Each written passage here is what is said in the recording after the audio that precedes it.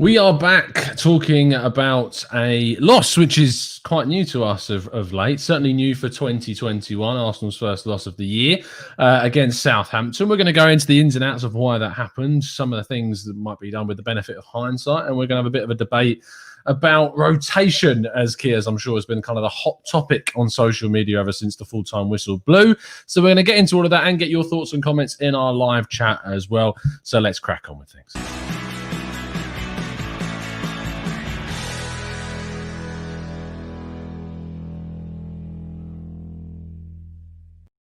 Hello and welcome to the Gooner Talk. Back again with you guys for another show, for another episode of our TGT podcast, our weekly show straight after a league or weekend fixture, where I'm joined by a guest this week. It's Lee Judges. How you doing, mate? Are you well? I'm all good, thank you, Tom. Yeah, not too bad, not too bad. Good stuff. Considering yesterday, not too bad, but yeah. Yeah, well, we're going to get into that. Obviously, I think a lot of the bulk of the show is going to be me and you having a little bit of discussion and debate, I suppose, about rotation and getting our thoughts on that. But before we do get into that, just to get kind of your raw reaction to the game itself, what was kind of your thoughts post-match? Do you know what? Before, I was really looking forward to it. I was buzzing. FA Cup. I fancied us to go there and win. And when we put the team up, I had my reservations about it. But once I see Southampton's team, that was it for me. I knew that we weren't going to be strong enough to beat them. So I feel, I was very enthusiastic about it. We've been on a good run, momentum, everything like that. Comes to play into play, doesn't it? I felt that get another win and we move on, but. I was interested. Like, we're going to go to Wolves next after they'd won on a Friday, and I'm definitely old school when it comes to the FA Cup. I want to get there as many times as I can. Yeah, fantastic last season getting there, but the one thing that we missed out on was not being able to go ourselves. So we can never get that back, but we can always go again. And you never know when you're going to win your next trophy or cup. Get to a final or anything like that. We've been very, very fortunate over the last sort of 5, 6, 7 years where we took it, I think, for a little bit for granted. But let me tell you, it's not easy. And for us to, I wouldn't say throw away things, but, gamble. I think that's a good word. Gamble with our FA Cup times and all that, was a bit of a disappointment, I have to say, Yeah, I think it was a disappointment. I was certainly disappointed at the end of the match and feeling a bit let down by performances of players that had been picked. I think we'll go into some of kind of the individual performances of players in a bit. But kind of the main thing of today's show, I mean, the show is named "Should Arsenal have rotated?" As a poet once said, to rotate or not to rotate is the question. And I watched your AFTV reaction kind of interview, as you do, and obviously in the heat of the moment, how you feel straight after the game may be different to how you feel a day after. So I wanted to kind of ask you a day later, and I've seen your tweet as well about it being kind of on Arteta. How do you feel kind of 24 hours later, now after the game, having reflected on things? Do you feel any different? Do you feel any kind of more sympathetic, or is there anything with the benefit of hindsight, or are you still very much in the same mindset? No, I'm very, very. If I'll be honest, I'm a little bit more wound up by it all. If I'll be honest, and the reason why, look, hindsight is a wonderful thing. Let's get that right. And I did expect us to make a couple of changes. I did, and I get why you've got to make changes. But what I've seen I watched, painfully, because of the snow and everything today, I thought once we've gone out of the competition, I'm not really interested in it, So, but because of stuck indoors today, I've had to endure a few games. I've watched teams today, like for instance, Man United, Liverpool. I've watched Leicester. 2 or 3 changes maximum, that they've made to their teams. They've still got in good players. They've left out a player here and there and give someone a bit of a game. And I've not seen one team make 7 or 8 changes. and that's annoyed me. And people have come on and said, oh well, it's for the best, it's for this and all that, like, to rest players. And my arguments are this: if this is the case, then why did Tierney play against Newcastle? Why didn't he rest him against Newcastle? And then with 20 minutes to go, it's still 0-0. If you're not really interested in it, it's all about the league. It's about getting to the top. Why do you risk bringing on Smith Rowe with 20 minutes to go, knowing that there could be extra time and all that? Like, gets the goal that wins us the game, and then them two are completely left out of the next round, and it baffles me. I honestly think that maybe Mikel Arteta was a little bit arrogant, maybe thinking to himself that that Southampton would be going for wouldn't be going so strong. I was very surprised by that. I have to say that in hindsight, you look at it, I did think that they'd make a few more changes, but they didn't. They didn't make the changes, and the fact of the matter is that they're in a better position than us at the moment. But I do feel that the draw hasn't been kind to us, because when you don't really want to go to Southampton when they're not going to get relegated. They're in a very, very good position in the league. So I think that their manager said, you know what, we'll give this FA Cup a real good go. I'm going to give it a go. And, these are the times when I look at that team, what he picked. That's when you play a team in League One away from home, or a championship when you're at home, not when you're away to one of the better teams in the Premier League. And let's face it, they're above us at this moment in time. They're better than us because the league table doesn't lie. And I feel that we've, how can I say it without look, this is how I put it. I said this on earlier on. I think with the run that we've been on before Christmas under Mikel Arteta, the one thing that kept him in his job, I honestly think this, was that FA Cup win. It gave him credit in the bank. And he's only won 6 games after that, or 5 games and a draw, and he just tossed it aside and said, you know what, it don't mean nothing. And I also think now, Tom, it puts a massive amount of pressure on going forward in the, for the league game on Tuesday, and also for the Europa League, because what he's basically said is, I'm not interested in the FA Cup. I'm more interested in the Europa League. And the Europa League's not been kind with us in the draw with Benfica, and the way the draws have been for us this season have not been kind, Tom. People say about the League Cup, well, we were Leicester away, Liverpool away, Manchester City, that's a tough 3 fixtures, Now in the FA Cup, Newcastle and Southampton, and which proved to be difficult. And then if we'd have won this one, Wolves. So, when you look at it, other teams have been getting division, like, Man City, for instance, playing a League 2 side and whatever. So, it's a difficult scenario. I get that we've got to make a few changes. I do get that. I understand that, the rotation. But what I can't understand, and I don't like, is that Arsenal fans, and there's been a few on the groups that I'm in and all that, it's only the FA Cup, don't matter. Yeah. 3 points is more important. And that winds me up, you know what I mean? Like, because we're going around as Arsenal fans, and quite rightly so, giving it to them down the road because they're not winning trophies, right? It's all, and then, they've been in the top 4 of the last couple of seasons, bar this one, but you still ain't won a trophy. And now, it's more important because we've been knocked out of the FA Cup to get top 4. You can't have it both ways, Tom. You know what I mean? Winning trophies is what it's all about.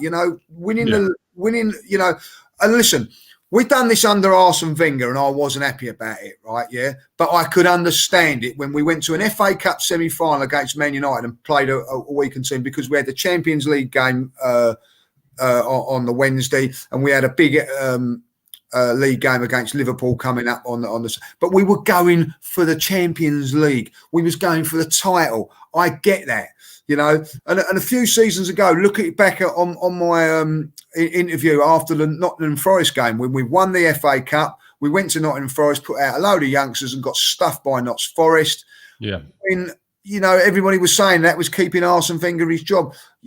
Toss it aside when like someone said to me today, our priorities is 3rd in our priority list. behind getting top 4 and Champions League. Well, I'll tell you what, like the history of the Champions League over the last few years is, we qualify, we get into the group stages, and when it gets important and gets to the nitty-gritty, we get knocked out in the first round and the knockout stages. That, as a fan, I don't want that. I want us going to Wembley and winning trophies. And that is my beef about this, you know what I mean? Like, you know, and I've watched teams today making 1 or 2 changes. Now, I've watched Leicester make 1 or 2 changes today. If I'm not mistaken, are they in the Europa League? Are they in a better position to challenging for the title or the league? You know, but they're only making 1 or 2. I see. And somebody said, we've got to protect Smith Rowe because he gets injured. You know what I mean? Like, has Maddison not been injured? He was injured at the start of the season. Played today. Yeah. And scored. And they're in the next round of the FA Cup. There's my beef. That's perfect, mate. I've got my pen out because I was furiously like noting down different parts to try and make sure I didn't forget anything. Let me put my stance on the table, because I think a good way of us doing this is obviously hearing what each other are kind of, how we both feel about the round, how we both feel about the rotation, and then we can kind of question each other on things. So, and there's a few things I picked up on what you said about the priorities, where I'm going to start with. I am one of those people that say that the FA Cup, of the 3 competitions that we're in, is our 3rd priority. Now, what I want to make clear about that is that I am not insinuating by saying is our 3rd priority that I am devaluing the cup. I'm not saying that it's not important. It's a fact. It's a fact in my view that the FA Cup is the 3rd on our list of priorities. You then look at kind of the fixture list, and because of the start of the season that we've had in the Premier League, with the position that we're in, and now we're clawing back points, every single Premier League game for us, in my view, is a cup final. Every single one of our Premier League games, whether it's against Sheffield United or Man United, it doesn't matter to me. We have to win as many of these Premier League games as possible, because it is so important that Arsenal qualify for one of the 2 European competitions, well, one of the 3, it's going to be European competitions next season, that because of the financial aspect of it, that 20, 30, well, even longer than that, 30, 40 years ago, the FA Cup was a lot more prestigious in regards to how it was viewed in the world of football from a financial standpoint, because the importance of the modern day era of being in the Champions League, being in the Europa League, for a club of Arsenal standing in a league like the Premier League, where there's so much money amongst the top clubs now, to the point where we're being kind of outbeaten in the transfer market by the likes of Leicester, by the likes of Wolves, and they're the reasons why they're going above us in the table, because they're being savvier, they're being smarter, they're getting into European competitions, they're using that money to improve themselves, and the money that we did have, and the credit that we did have from being in the Champions League, was the point where we badly recruited, spent that money frivolously and stupidly, to the point where we spent 190 million. I saw Charles Watts tweet on the likes of Santi Cazorla, Alexis, Mesut Ozil, all of these players. And then we've sold them for nothing because we couldn't get any money for them. So financially, we are in a horrific situation, which has obviously been made worse by the horrible situation the world is in right now. When it comes to the games we've got coming up, in regards to what I said about every Premier League game is a cup final, well, I don't feel that we can afford to rotate in any of the upcoming Premier League fixtures. I don't think we can afford to rotate in any of them. The Europa League has been, actually, in fact, all of the cup competitions this year have been really unkind to us. In the League Cup, we got Leicester in the 3rd round. We got Liverpool in the 4th that we beat, and then we lost to, was it Manchester United that we lost to in the quarter? No, Manchester City, sorry, in the quarterfinal that we lost to.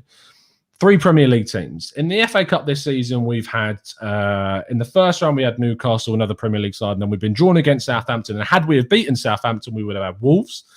And then in the Europa League, we've been drawn against Benfica, who are an incredibly solid team that I don't feel that we would have had a chance to rotate heavily against them. Like Spurs, for instance, very lucky, have gone and got Wolfsberger, who are a mid-table now, Austrian side. And we have been players in there. Yeah, of course, and they can. And we've been very kind of unkind, or the cups have been very unkind, and that's not an excuse. But what it is saying that of all of the fixtures that we do have, this, with a game just 3 days later, meaning 1 day of rest, 1 day of training, and then it's match day again, that we had the opportunity to rest players. So that's kind of the argument to say that this was the best opportunity to rotate. So that's that argument. The next point to move on from that is to go that, okay, look at who we actually rotated in. Now, you and I can safely agree that Willian has been shit this season, like utterly dreadful. But what I think we can both agree on is that I don't think maybe either of us expected him to be this bad in comparison to what we've seen. Agree. So you've got Willian, who was semi-good last season, probably more than semi-good last season for Chelsea. You've got Nicola Pepe, who's a £72 million player. No matter what you think of him in terms of his quality, that's the amount of money that he costs. That's what the club's invested in him. And then you've got a young kid in Eddie Nketiah, who also came in. And then you've got Gabriel Martinelli, a player that a lot of people have wanted to see play week in, week out and get more minutes. So when you think about the rotation that we actually made, we put in a £72 million player, Willian, who, no matter what you think of the guy, because he's been terrible, it's still Willian and costing us 200 grand a week. Eddie Nketiah, a young player that I personally don't really rate and think we should move on from. And then Gabriel Martinelli, a young player that's got a hell of a lot of potential and really, really, really should be a force for us in the upcoming seasons. So when the blame kind of falls to Arteta on saying, how on earth did we, why on earth did we rotate? Or how did we rotate? I think that I look at that game and go, what he rotated in should be enough to still push us forwards. Right, I need to. Yeah, I get what you're saying there, right? Yeah, and that's a fair point. But it's not just them, is it? He played a right back at left back. He played El Neni in midfield, so we've got no creativity to give to those midfield players. Like, you know, it's not just those ones there. Now, Danny's just said, like, on a question there, I'm not saying that you shouldn't have rotated the players. I keep emphasising that. Like, James made a great point the other day. Why not play Pepe against Newcastle and rest Saka in that game? You've still got all your best players around, but you're giving Saka a rest and you're then playing Pepe. Then come to the FA Cup game, you put Saka in. You know what I mean? Like, you maybe another one. You could have rested, say, Granit Xhaka, or you could have rested Partey and played Xhaka and El Neni in the midfield against Newcastle, and then you've then got Partey for this game. Just tinker with it a little bit. Now, if you can't, but if these players, one or two players, you're bringing in El Neni and Pepe for the game against Newcastle, and we can't beat Newcastle at home or on freefall, then we've got a problem. Like, you know what I mean? So why waste our time playing them in a cup game? Now, these players that are all playing now, Pepe, Willian, Eddie Nketiah, Martinelli. Not so much Martinelli, he's been injured, but then you go into the midfield, Xhaka and El Neni.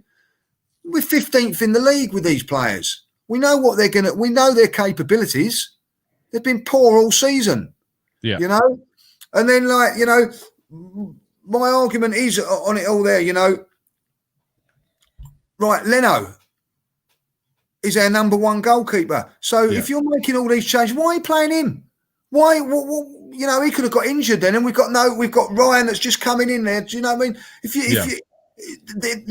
The changes were too many, and some of the changes were too much to see. Why is Granit Xhaka, who has played the last 6 games, you know, it actually didn't play in the FA Cup game and come on and turned the FA Cup game, if I remember rightly. I just like, these are the things that I don't, and I agree with what you're saying. Make 1 or 2 changes. I looked at other teams today. Manchester United are going for the title, right? But they didn't leave out Rashford, Martial, and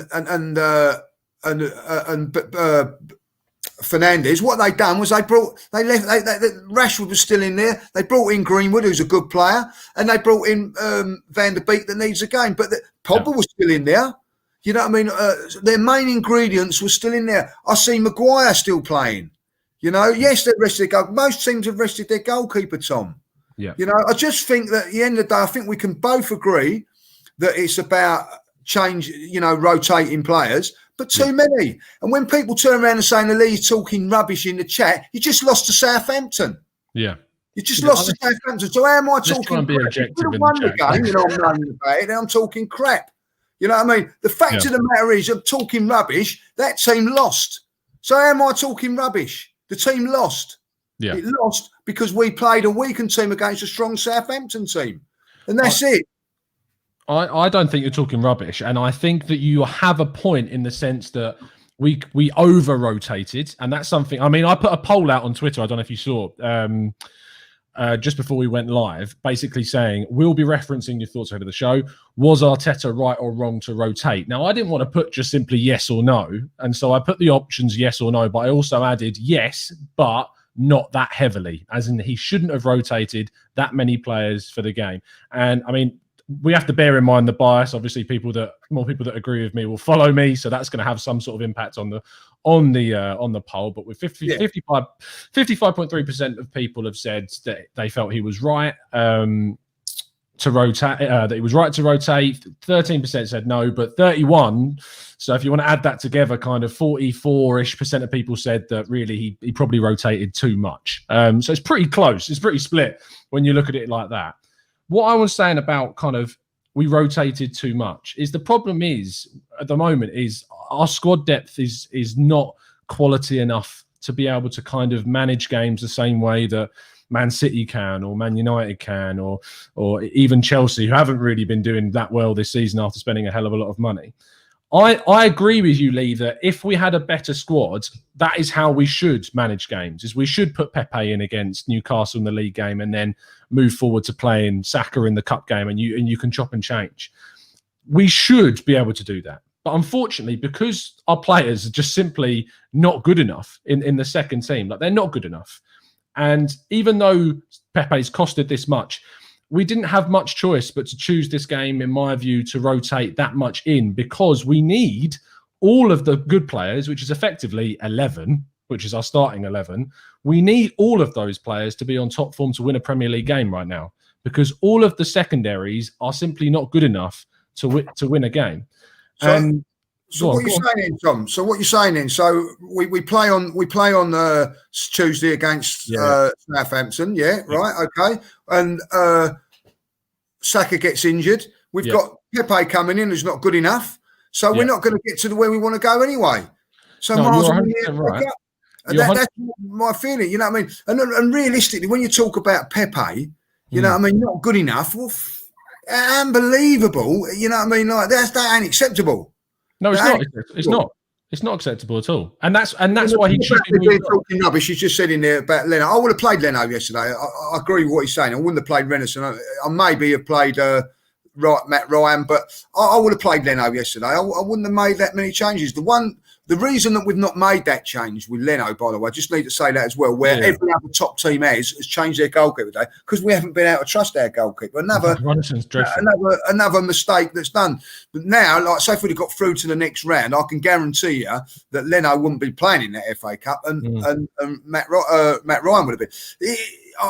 There's certain things I agree with what you're saying. I agree with that. But you know, we're turning around that.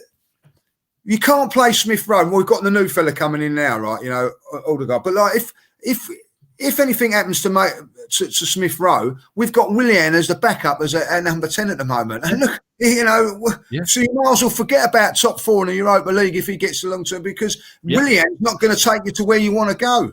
This is the problem.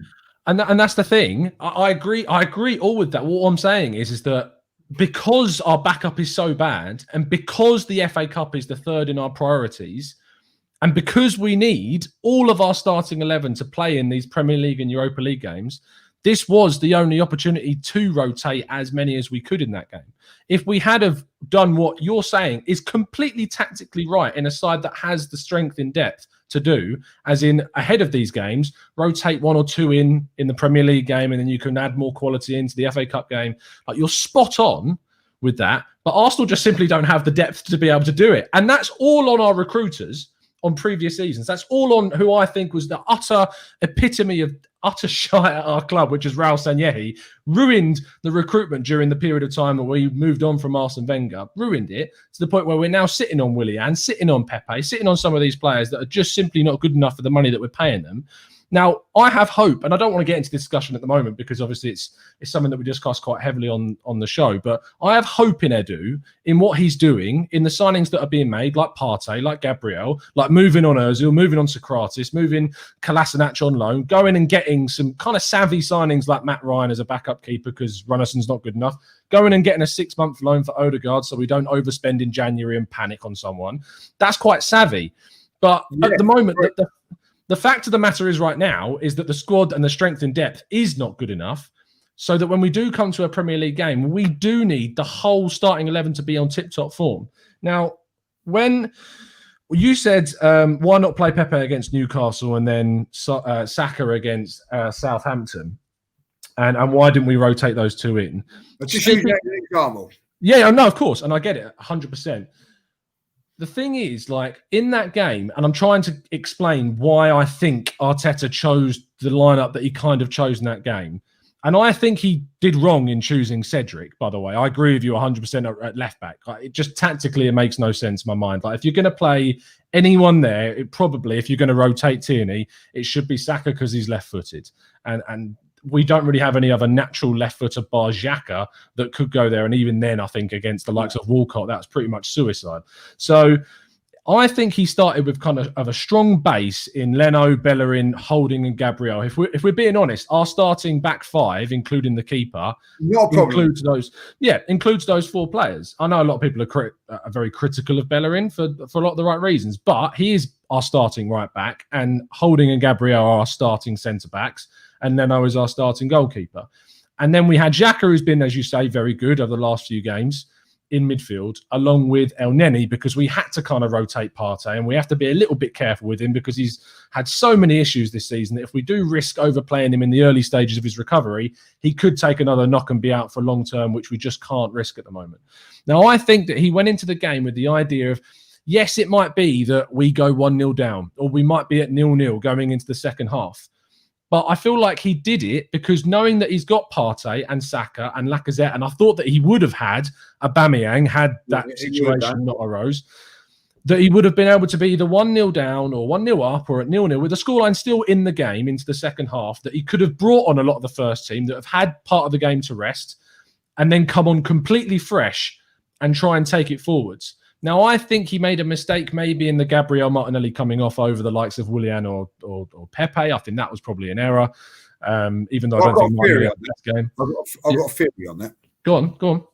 I've got a theory on that. I think that Arteta knows a little bit more about what's going on with Aubameyang and feels that he's not going to play Tuesday. He's not going to play Tuesday. So, like 60, 70 minutes of Martinelli. And then he'll come in there like that. That's what I think will happen there. Like, listen, you can argue about it until you come home, and I agree with what you're saying. We could. If you want to look at it and think, I'll give you a couple of instances, right? You know what I mean? Someone said it in the chat, which has stole me thunder a little bit. Like, you're resting players. Holding's been playing week in, week out. Yeah. So why not play David Luiz in there? I can't argue that is what you just turned around and said. He probably sees Gabriel and Holding as his main two, so let's check what they're like in a cup game. So I get that. Now come on to Maitland-Niles. Why? We know that Xhaka. I thought Xhaka looked tired. He's been playing week in. Well, why not play Maitland-Niles in there? Give him a go. Give him a go in there. We know that El Neni and Xhaka are not going to supply any bullets. We know that because they've not done it before. We've watched them before, and I just see that. Now, my biggest beef is, and it would be as a player, if you're Pepe, you're trying to get into this team and whatever, like, yeah. If he comes into the team, and you've got the team that's been playing of like, you've got Smith Rowe making his runs, going in, doing what he's doing, because that player has changed his position. The way he plays the game has transformed us, because what he does is he goes behind players, he goes in front of players, he goes there, he gets beyond players and works there, like, you know. So you've got that. Then you've got the hold-up player in Lacazette, who's holding the ball up and playing it all there. And then you've got who's ever on the left-hand side. Now, and I said this in my interview yesterday, 2 passes that Pepe made yesterday. One for Martinelli for the free kick, and also the lovely little one into Eddie, right? Yeah. And he missed it. We win 2-1 and that. People turn around and go, God, Pepe's made 2 assists. But he's playing with players that are not on form or not as good as the ones there. So when you're asking him to come in, let him come in when he's got all those the ingredients that are making us successful at the minute around him. And if he fails, then you can turn around and go, do you know what? He's not good enough. But at this moment in time, he's failed yesterday. And I think, well, he had Eddie up front. He had Willian who's supposed to be supplying him. Not only that, he's got Bellerin trying to fire it down. And the two midfield players that are not going to create, they couldn't create havoc in a phone box. So that is my problem. You know what I mean? Like that side of it, like, you know what I mean? I look at, Van der Beek, whether he messed. He had his opportunity today, right? Two things going against him. He's not had the match game time, but he had players around him. We had these players ain't got the game time and didn't have the players around him. So you set up to foul, and that's my beef about it. Like, you know what I mean? And hindsight's a wonderful thing. Because I probably think. All right. This is how I see it, Tom. I looked at the team, and I'm going to be honest. I looked at the team and said, I see where he's going with it. Blah, blah, blah, blah, blah. Yeah, it didn't work. No, but then when I see the Southampton team, I've gone, oh, my God. Yeah. Southampton would have made 4 or 5, 6 changes. I fancy for it, like, you know what I mean? Yeah. But they didn't. And I looked at their team sheet, and then straight away, I've gone, oh, no, we're in trouble here. Got to hold it to 0-0, and then what you're saying is bring a couple of, like we did against Newcastle. But well, listen, we was fortunate to be just 1-0 down at half time. But no, we were. I think Hasenhüttl was being clever because I think he's looked at obviously the two games being back to back in such close proximity to one another, and they've got players that have had injury issues, like Danny Ings has with his knee, and Che Adams has had fitness issues, and other players have been out as well. Vestergaard is out at the moment, and I think he's looked at these two games and he's gone, of the two, if I have the best chance I've got of winning one of these games is the FA Cup game because Arteta is going to rotate. Yeah, I get it. And he's guessed that right. He's got that spot on and he's gone, right, I'm going to play strong on Saturday. I'm going to go and I'm going to try and win that game because winning that game in itself would set us up with good confidence ahead of the game on Tuesday. If you win that first match, it sets you up really well for the second one, no matter the time difference between the two. Arteta's gone the other way, and he's thought, if I can nick something with a second string side and get a win in this game, but also have saved the fitness of all these other guys, then we're going to be in great place for Tuesday. Both managers have gambled, and Hasenhüttl has won on this occasion.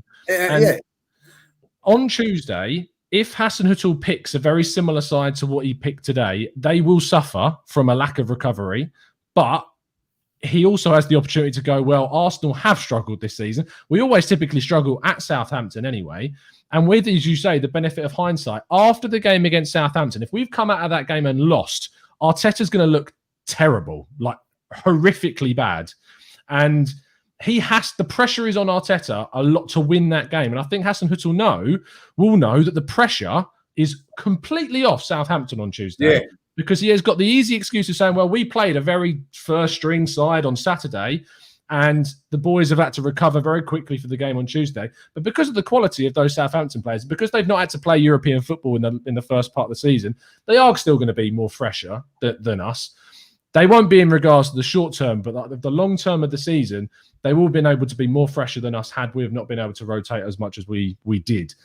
It's an incredibly tactical game on Tuesday. You imagine that all of the players, bar Aubameyang, that we would expect to start are going to play. So it's probably going to be Martinelli, Lacazette, Emile Smith-Rowe, Saka as the front four. Thomas Partey is going to come in next to Xhaka, you'd imagine, because Dani Ceballos is still out and El Neni's not good enough. Tierney's obviously going to come back on the left-hand side. I have a weird feeling that David Luiz might come in again for Gabriel because Gabriel did struggle a bit. He looks a bit rusty, yeah. And he's obviously still coming back after dealing with COVID. So I imagine I've a bit of a feeling. I'd rather he didn't, but I think Luiz will come in. Holding will keep his place, and Bellerin will probably keep his. I'm not sure. Maybe Cedric will come in back on the right-hand side after how he did against Newcastle. And Leno will stay in goal. But Southampton's lineup is ridiculously difficult to predict at this stage because their depth is nowhere near as strong as even ours. Like Shane Long, in comparison to Che Adams and Danny Ings, is miles off of what they are. And if they do choose to go with a lot of the same players that they have today, I think they'll suffer. But if they do choose a lot of the same players and still don't come out with anything other than a loss, Arteta is going to look really bad.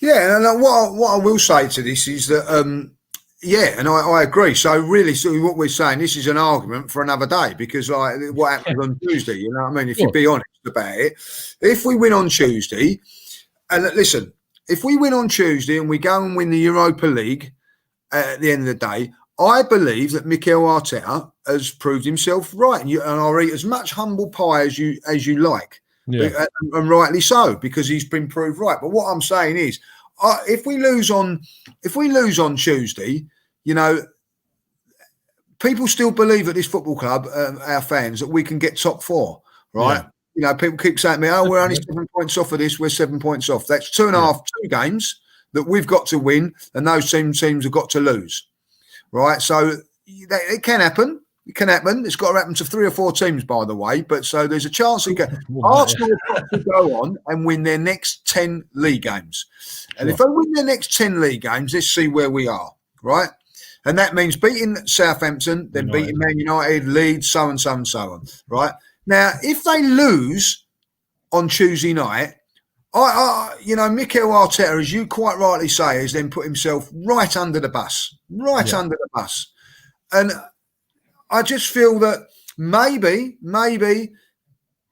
you're right that they might tire, but if they goddamn don't, Tom, right, then and he loses the second game. This is a manager that is still learning his trade. I get that, but he's still under pressure. People are not convinced by him. Yeah, and I want this man to succeed. Don't get me wrong. I want the best for Arsenal, and if it means that he's the man, then great. But he's putting himself right under the old bus, as far as I'm concerned.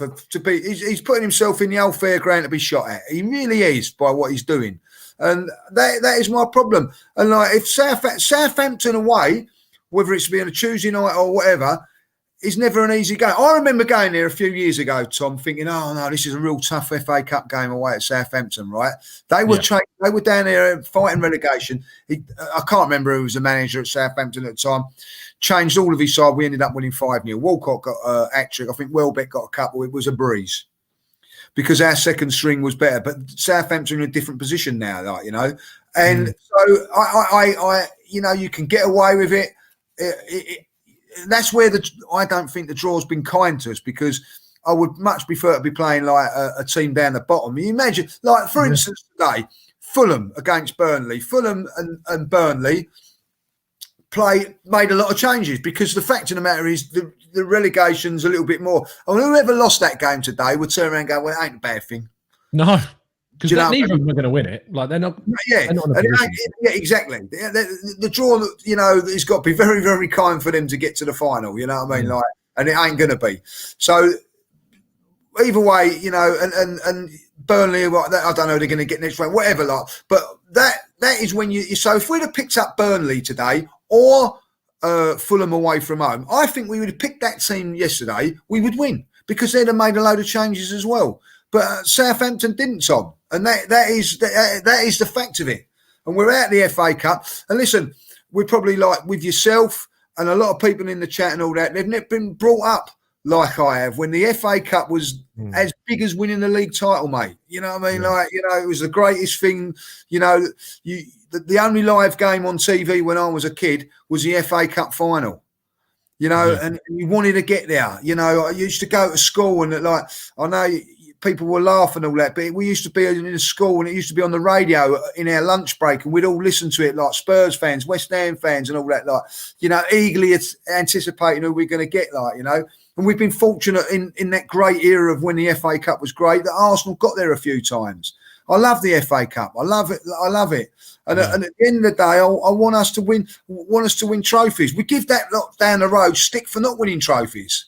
You know what I mean? Like, and what? Because, then all of a sudden you've got our fans going out of the FA Cup and going, man, 3 points. I don't like that. I don't like. I mean, for instance, and coming from the perspective, and I had the discussion with Graham and on Twitter, and some people may have seen my back and forth with Graham. We're still good mates, by the way. We just had a disagreement. Yeah, he told me to give it tonight. The thing is, like, as an adult, the only trophy I've ever seen us win is the FA Cup, and every time I've seen us win it, it's been an amazing moment. When I was at uni when the first one we won, I was in a crowd full of people that weren't Arsenal fans, and I was the only one in the Wetherspoons. There are other pubs available that was shouting and screaming when Arsenal scored and Ramsey scored the winner. In fact, there was a lot more people screaming at the time because it was just the chaos of the game. But I have an attachment to the cup. But I look at the context of everything. I look at the context of Arsenal season, and I look at what's coming up, and I look and think, if we'd have had that extra game against Wolves, or if we'd had to go on another cup run, I just didn't. And with the resources that we've got at the club and needing to rotate, I felt that going through in the FA Cup, whilst I still wanted to, because I never want Arsenal to lose ever. It's stupid to have that mindset. And I didn't come out of that game going, oh, thank God we lost that game. Like I didn't come, because that's not my mindset as a fan. But I'm a very positive person, and so I was kind of looking at it on the bright side of things and trying to go, okay, it's crap that we're not knocked out. Let's try and look at this in a positive way. We managed to rest quite a few players. We're now going to go into the next game against Southampton. They used a lot of their first team, and we're going to hopefully have a really good shot at beating them. If we lose on Tuesday, I will be full gung-ho on the Raw Reaction show and criticising where the areas that need to be criticised. It's just Arsenal need to get back into the Champions League. Like I can't understate how important. I mean, just for the financial kind of disparity, you get £4 million max for winning the FA Cup, and you get 16 million quid for being in the group stages of the Champions League. And it's all about money. It is all about money, and it's a real crying shame that that's where football is today. But unfortunately, money is the big dictator in where teams are and how you use it. I need to also make a point going forward, right? What the manager has said yesterday is, and which I feel that is a bad thing on Arteta. This is that he's basically saying, I've got two teams. Yeah, one team for the Premier League, one team for the FA Cup. Now you can't say that about other teams.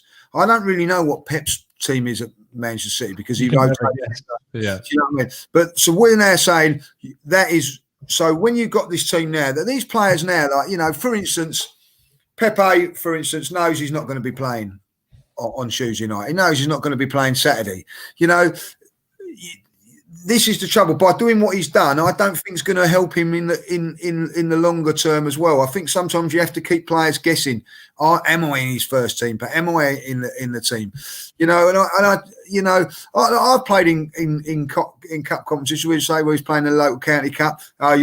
Players would be rested, and he's basically telling the manager or telling the players that I don't really want none of my best players getting injured tonight. You know what I mean? Yeah. Like. Because, you know, and that's what it does. And players are not stupid. And that's where I think we've gone on this. Look, if we'd have got through that result and played really well, it doesn't matter how well Pepe played and Eddie might have banged in 5 goals. Say if we won 5-1 and he scored 5 goals, he'd walk off the pitch going, well, I'm not playing on Tuesday now, am I, Gaffer?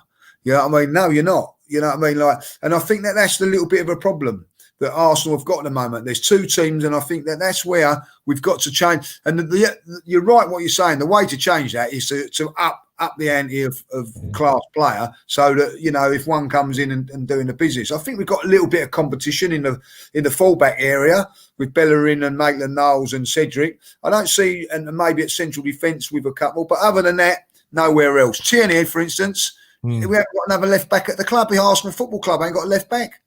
You know what I mean? It's ridiculous, really, you know, to be put in this position. That's not Mikel Arteta's fault, by the way. That's what's ever going on. No. And you know, when you talked about like kind of the perception of Arteta, and there's a lot of people that the jury's still out and they're not convinced by him. With this team that we got, with the recruitment that we've had over the last few years, and this is why I'm very much more kind of in line to give him more time and to see where this goes in the long term. It's because the recruitment's been so bad over the last half to a full decade, and maybe even beyond that we're only starting to see change in the recruitment with Tierney, Martinelli, Partey, Gabriel, and maybe even Odegaard. We'll see what happens when he comes in. And I think Ryan's a savvy signing as well. And Danny Ceballos' loan deals have been okay for us. But the thing is that if you chuck Arteta out and you put someone else in, from seeing how Pepe has been under both Unai Emery and Arteta, I don't think there's a coach in the world that gets more from him at Arsenal in the Premier League. I don't see another coach that gets any more from Pepe at all. And I take your point about him he hasn't really had an opportunity to play with, say, Emile Smith-Rowe.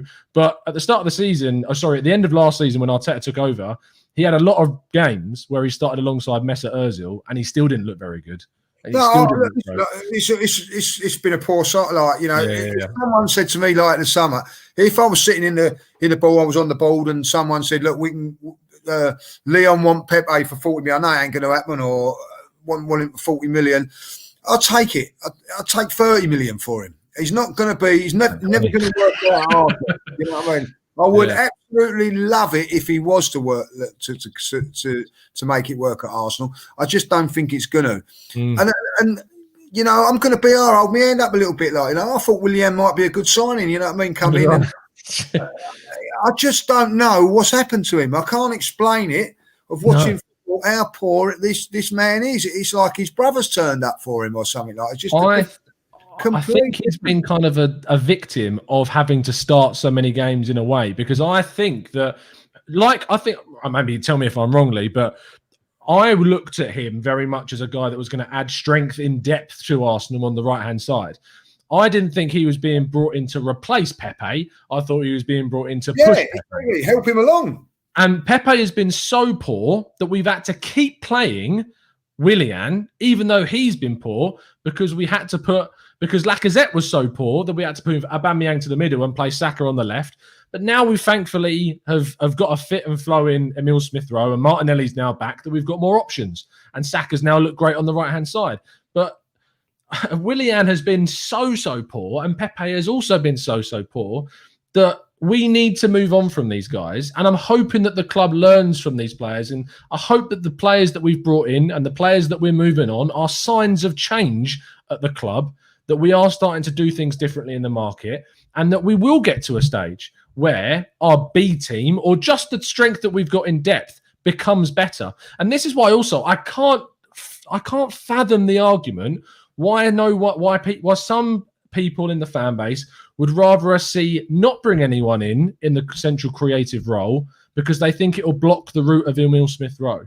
And this is such a huge problem. Man United, whilst Van der Beek hasn't looked great, and mainly down to the lack of games that he's played, they had Bruno Fernandes and they still went out and bought Donny van der Beek. Exactly. And Manchester City have had Raheem Sterling and Leroy Sane and Aguero. They had Aguero. They still went out and bought Jesus. They had Sterling and Sane. They still went out and bought Mahrez. Like, they still go out. They had, who was it, a right back? They had Walker, and they still went out and bought João Cancelo. That's the mindset of these teams.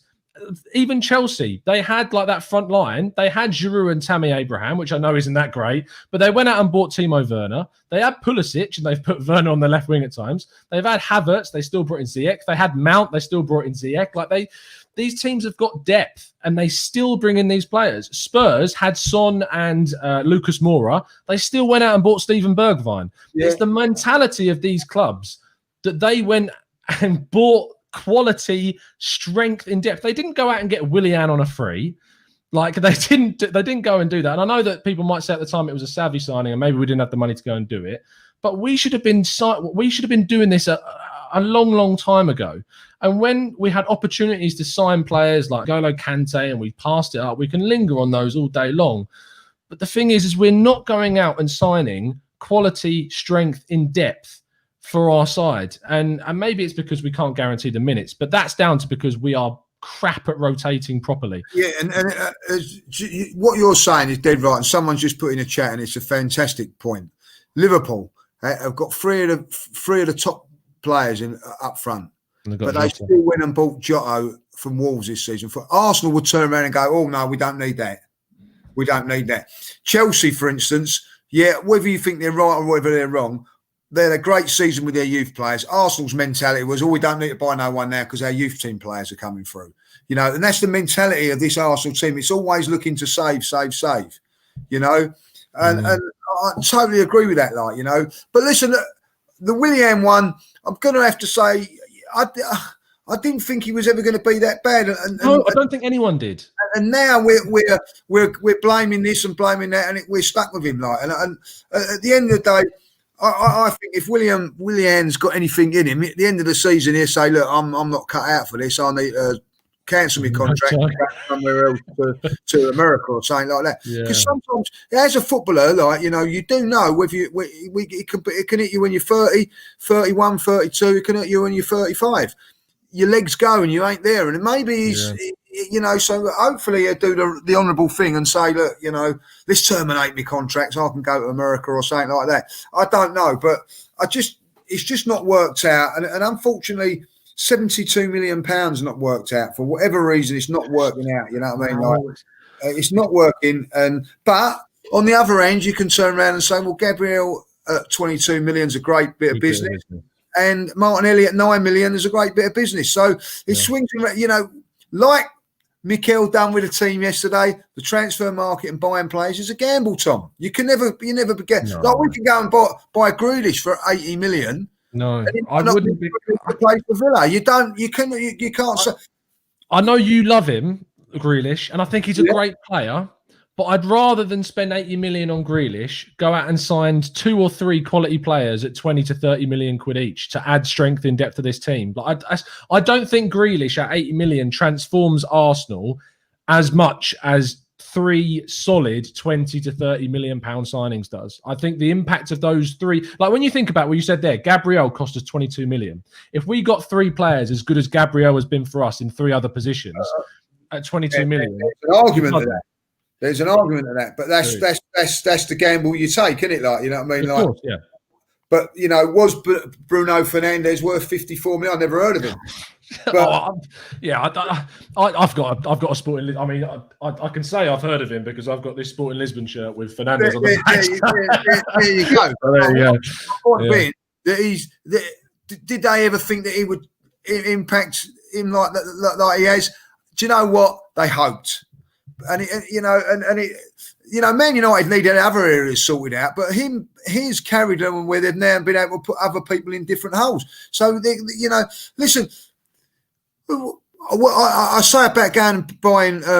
When you're having these meetings, you're sitting around a table and you're saying like, right, we're going to sign Willian. But my question would have been on that table: where are we going to play Saka? In the next 2-3 seasons, because this kid's got it. So we're going to buy Willian. Where is your plan to play Saka?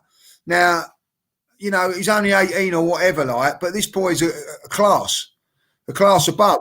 So I don't think that even, you know, we're stopping players progress, or could have actually stopped players progressing. It's only that Willian's been so bad that really Saka's been able to play in this position, and he's nailed it, hasn't he? If I'll be honest, he's nailed it. You know what I mean? He's doing fantastic. He's doing, you know, but listen, he's nowhere near the finished article yet.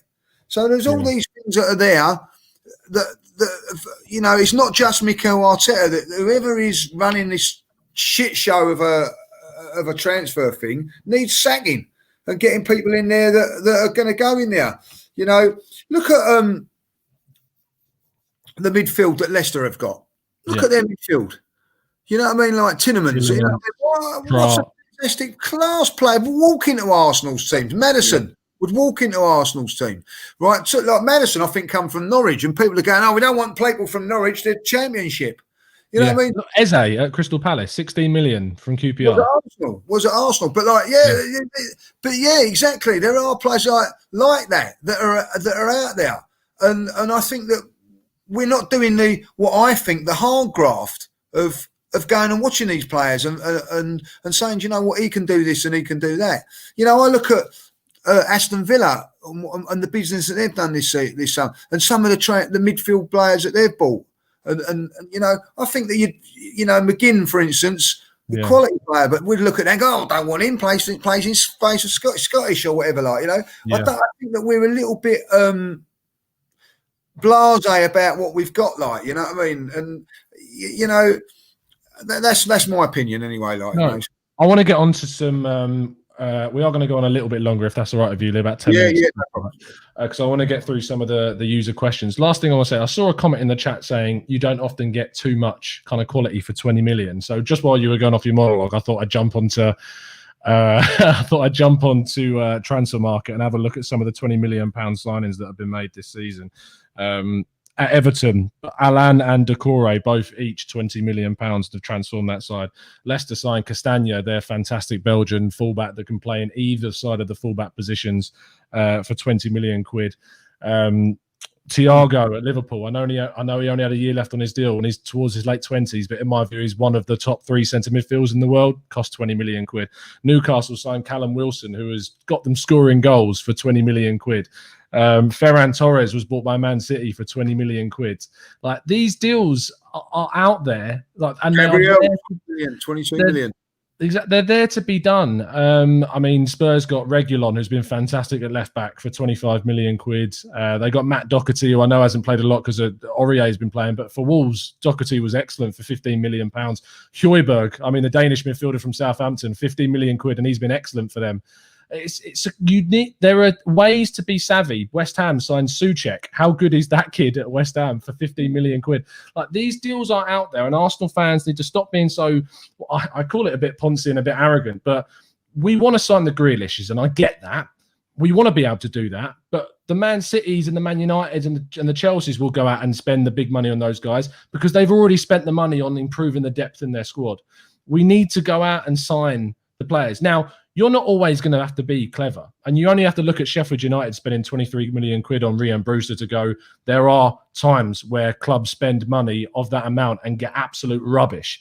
And that's why you need to be savvy. And that's why you should be encouraged by some of the deals that we've done in the last couple of windows. That's what needs to change, in my view. We're going to run through some of your questions, Lee. I know it's a pain, but we're going to try and keep some of these answers short because there is quite a few of them. I just need to try and find where they started. Here we go. Goose 1066 says, which front three would you guys want to see for the remainder of the season? Tough. Saka. He's the first name on the team sheet. Easy. Yeah. Martinelli. Yep. And then who's your striker, Laka or Alba? Or Eddie? You can pick Eddie, Lee. I'm going to go with Alba because of his goals. Okay. But either one. And then Emil Smith-Rowe behind. Right, Matt G, I'll take this one. He says, what do you think about sending Pepe out on loan in the summer? Give him a chance to get a run of games and build his confidence. Matt, if obviously we bring someone in as well on that right-hand side, because I wouldn't really look at the loan as an opportunity to give him games. I'd say it's a loan as an opportunity to get his value back up for us to sell him the next summer, to be honest. I'm pretty much done with the Pepe facade at the moment. Russ says, would you sell Aubameyang in the summer if you were offered, if I said I come along with 30 million quid for Alba, are you taking that? Yeah. Be 32, be 33, getting someone like Edouard. Dortmund, Edouard, Tony. Yeah. Tony. Difficult decision, but yeah, I would do that. Sam says if Alba isn't available. Sorry, Lee, I cut across you there. Do you want to go? So Lacazette and all. Yeah, no, 100%. With a year left on his deal, and I'd sell Nketiah. I'd sell Nketiah. I'd sell Laka. I'd sell Alba. I'd bring in Edouard. I'd bring in maybe Ivan Toney at Brentford, and then we've got Balogun there as well, and we've got Moller coming through, and I think. And you've got Martinelli that can also play in the striking position. I think it's just time to get in some younger guns there. Sam Dowie says if Alba isn't available, who comes in for him? I think we both kind of said earlier on Martinelli's probably going to come in on that left-hand side and Laka's probably going to I would imagine that's why I think he come off. Bradley Costello says, isn't there a left-back in the under-23s that can be promoted? Surely the balance of the team is most important. Do you think we need to go out and sign? Because, I mean, in the under-23s, we've got, is it Ola Biusu, his name? I always get his name wrong. And then you've got Bolla as well, who's come back from Rochdale. But, I mean, the drop-off in quality from Tierney is huge. Yeah, but, like, the thing is now, Arsenal ain't going to be resting no one, are they? They can't afford to rest. In the theory of what we've been talking about earlier on, there's no games to be rested in there, is there? Unless we beat Benfica 4 or 5-0. You know what I mean? That's the only chance. It's the only chance where Tottenham will be able to do it with that team that they've got from Austria. I thought it was a German team at first. That shows you how much. They're very close. Yeah, they're very close. I was praying that it was, you know what I mean? But they actually shortened it to Wolfsburg in Austria, so it's good they put the difference. if that is there. So why go out and spend like that? Promote someone from the under 23s. You know what I mean? Danny's just sitting in there. Joe is 17 and ready for a regular. Promote someone. He's not going to play that much anyway because Tierney's going to be available. And I see if anything does happen to Tierney, I think at the end of the day, hopefully Arsenal will pay the £1 million that they've got to for Mari. You could actually play Mari at left back, and I'd love to see that. Yeah. Even Shaq had done a half decent job in here on a couple of times. Yeah. If you can get the form going, then maybe Saka will have to go back there for 1 or 2 games. I think even if it came to it, you go back to the back three and play Maitland-Niles at left wing back, to be honest, as he did really well there last season. We can do that, yeah. We get around it. We can get around it. Noah Wheeler says, who starts for you more, Emile Smith-Rowe or Ødegaard? Well, the trouble with Ødegaard is that he's not going to be really match fit, and that's my worry. You know what I mean? Yeah. Like, where are you going to get these minutes? So I can see him being on the bench for the first couple of games. And what I'm led to believe is he's looking to play both of them. He can play in right wing. Yeah, he can play as a box-to-box midfield player. That's what, speaking to a few people that I won't name drop that do a lot of Spanish stuff and all that, they've actually said that he can be a box-to-box your player. Mate Sergio Ramos you're chatting to? Huh? Is that your mate Sergio Ramos again? Yeah, he said he's a good player, So there's from that point of view for me, there's opportunities to play him there. I think Partey, Smith-Rowe. I think that Smith-Rowe's fit. He's in. Simple as that. Partey's fit. He's in. So there's one more position there between Xhaka, Ceballos, and Ødegaard who's going to play that position. That's it. That's out of them 3. Sorry, Lee, you were going to carry on. No, fill your boots out of them 3. Joshua says, hi Tom, I don't, but do you rate our squad higher than United, City's, Leicester's, Liverpool's, Spurs, Everton and Chelsea? Honestly, no, I don't. I think Everton have got a better squad than us with some of the business that they've done in the summer, depth-wise. It's pretty close, but their league position doesn't lie this season, it's probably fair to say.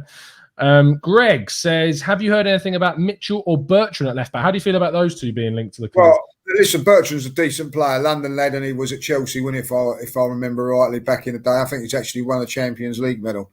Yeah. He's from where I live, actually. He's around from Jules. Is he? So is he going to leave Southampton with 6 months left of his contract with a chance of getting to the FA Cup final? I know they're not going to come up as a backup left back when he's playing regular every week. I don't think so. I know that I wouldn't. I think we've got to probably look for a young and up-and-coming fullback or someone that's probably 30, 32, 33, which we don't really want to sign those sort of players no more, So, but if you could actually say to Bert, if you do sign him, you can play him as a left back and maybe at times play Tierney as a central defender or give him a rest or whatever. I don't know, but I'd definitely take Barton. But whether he'll come or not is a different thing. Well, this is the thing. Like Spurs, you look at them. They had Doherty and Aurier, and then they have Reguilon and Davies. Who were like they have enough, and they rotate them. And Pochettino used to rotate Walker and Trippier all the time, and they would go into each game. We should be able to do it then, shouldn't we? Yeah, we should. Yeah. Colton says, Tom, if Arsenal don't focus on Champions League places, how else do we get back there? I think it's the other option is obviously the Europa League and winning that.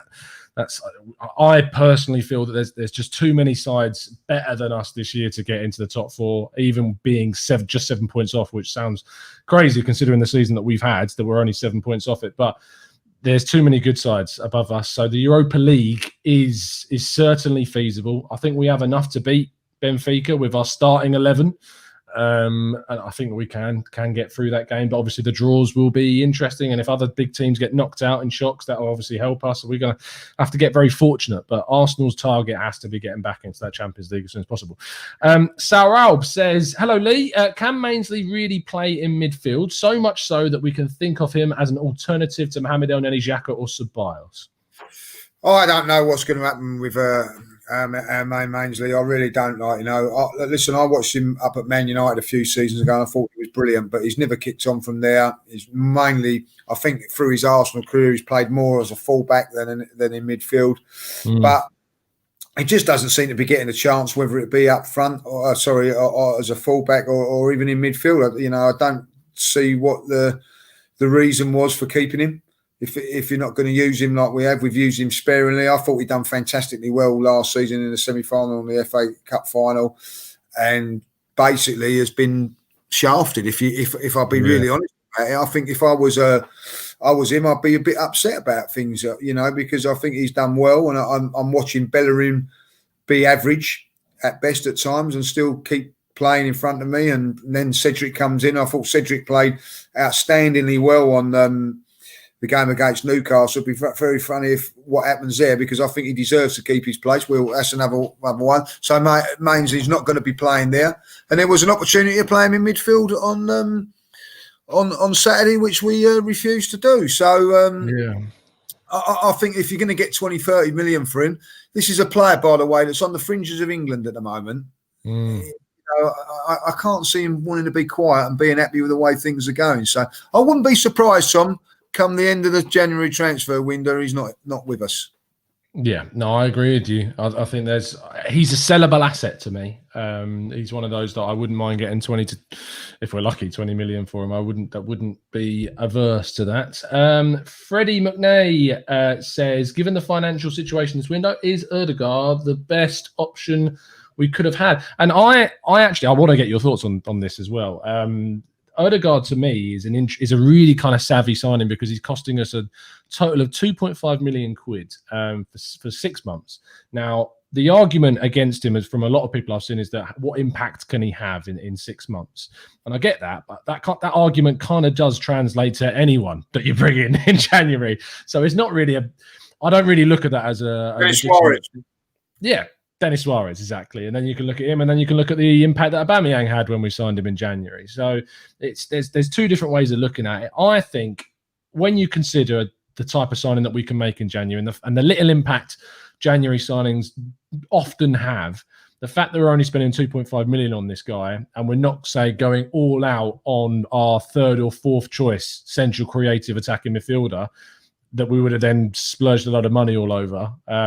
It would have made no sense to do that in January. I think it gives us an opportunity to bring a player in that has a lot of potential, and that it positions us really well in the summer, should he change people's minds and absolutely smash it, that we were in a good position to make that deal permanent, even without the option, because the player might want to stay, and that will help our negotiation position with Real Madrid. But what are your kind of thoughts around Ødegaard coming in? Yeah, I think that you've just hit the nail right on the head there. Like, you know, I think there's two trains of thought.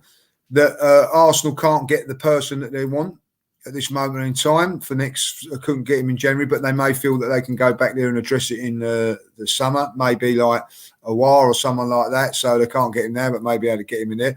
So it's an important one to get somebody in at this moment in time. It's better to have somebody than nothing, like, you know. And the other thing is that what I'm hearing is, whether they're true or not, that he's once away from Real Madrid. He's not been happy with what's going on there. Obviously, like, I think Rio Sociedad, he was quite happy. Like, I think he wouldn't have minded going there, but obviously, like, Real Madrid said, look, you can't go there. Ooh. So if the guy was, so he picked this time.